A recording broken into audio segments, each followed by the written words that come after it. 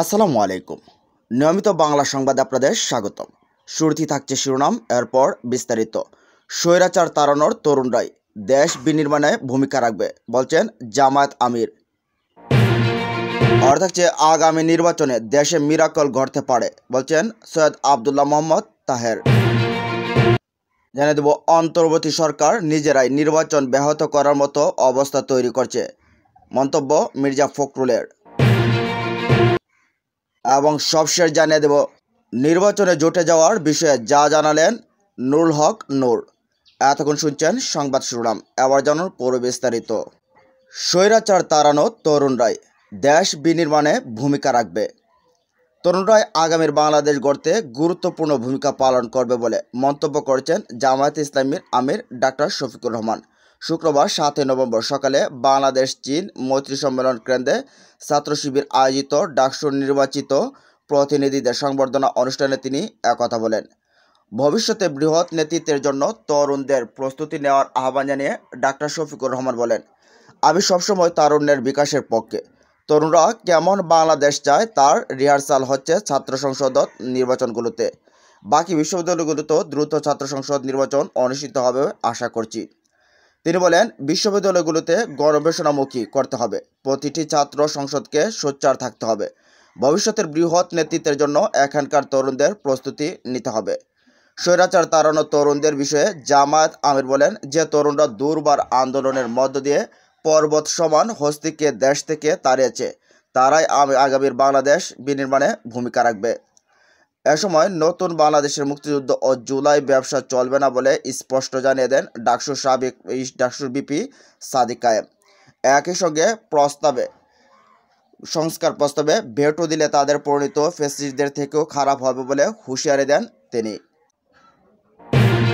আগামী নির্বাচনে দেশে মিরাকল ঘটতে পারে বলে মন্তব্য করেছেন বাংলাদেশ জামায়াত ইসলামীর নায়েবে আমির ডাক্তার সৈয়দ আবদুল্লাহ মোহাম্মদ তাহের। শুক্রবার ৭ নভেম্বর বাংলাদেশ চীন মৈত্রী সম্মেলন কেন্দ্রে ইসলামী ছাত্র শিবির আয়োজিত কেন্দ্রীয় ছাত্র সংসদে নির্বাচিত প্রতিনিধি সংবর্ধনা ২০২৫ অনুষ্ঠানে বিশেষ অতিথির বক্তব্যে তিনি এসব কথা বলেন।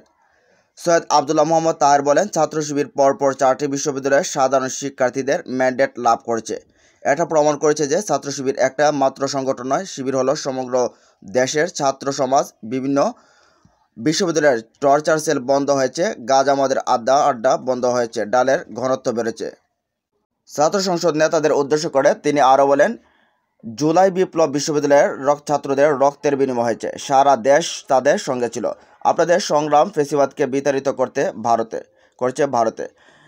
আপনাদের সংগ্রাম শেষ হয়নি, এই সংগ্রাম দিয়ে দেশের দুর্নীতি সাগরে ফেলে দিতে হবে। এই লড়াইয়ে আপনারা ছাত্র সংসদের প্রতিনিধিরা ভূমিকা রাখবেন। এদিকে অন্তর্বর্তী সরকার নিজেরাই এমন একটি পরিস্থিতি তৈরি করছে যাতে জাতীয় নির্বাচন ব্যাহত হতে পারে, এমন মন্তব্য করেছেন বিএনপির মহাসচিব মির্জা ফখরুল ইসলাম আলমগীর। শুক্রবার বিকালে রাজধানীর নয়াপল্টনে বিএনপির কেন্দ্রীয় কার্যালয়ের সামনে ৭ নভেম্বর ঐতিহাসিক জাতীয় বিপ্লব ও সংহতি দিবস উপলক্ষে আয়োজিত র্যালি পূর্ব সংক্ষিপ্ত সমাবেশে উদ্বোধনী বক্তব্যে তিনি এ মন্তব্য করেন।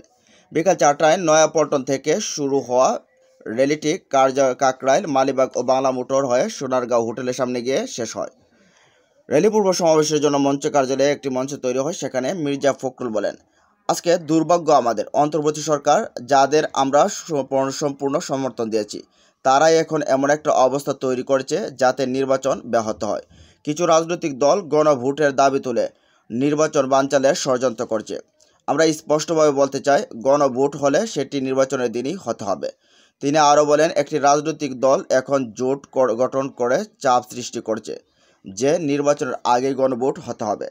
কেন নির্বাচনের আগে গণভোট? আমরা গণভোট মানি, তবে সেটি নির্বাচনের দিনই হতে হবে, কারণ দুইবার ভোট আয়োজন করতে গেলে বিপুল অর্থ ব্যয় হবে।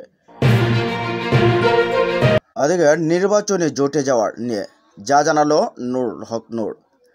আগামী সরকারে গেলে সমাজ ও রাষ্ট্র ব্যবস্থা নিয়ে রাজনৈতিক দলগুলোর অবস্থান বুঝে জোটে যাওয়ার সিদ্ধান্ত নেওয়া হবে বলে জানিয়েছেন গণ অধিকার পরিষদের সভাপতি নুরুল হক নূর।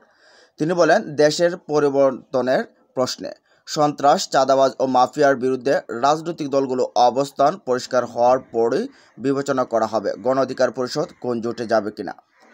শুক্রবার 7 নভেম্বর বিকালে নারায়ণগঞ্জ শহরে কেন্দ্রীয় শহীদ মিনারে আয়োজিত তারুণ্যের রাজনৈতিক সমাবেশে প্রধান অতিথির বক্তব্যে তিনি এসব কথা বলেন। ডাকসুর সাবেক বিপি নূর বলেন, কোনো রাজনৈতিক দলে সন্ত্রাস ও চাঁদাবাজ মুক্ত করতে প্রতিশ্রুতিবদ্ধ হয় না, কারণ তারা ভোটকেন্দ্র দখল করতে সন্ত্রাস ও চাঁদাবাজদের পৃষ্ঠপোষকতা করতে চায়। আগামী নির্বাচনের মধ্য দিয়ে বাংলাদেশ কোনো দিকে পরিচালিত হবে, সে ফয়সালা হবে বলেও উল্লেখ করেন তিনি।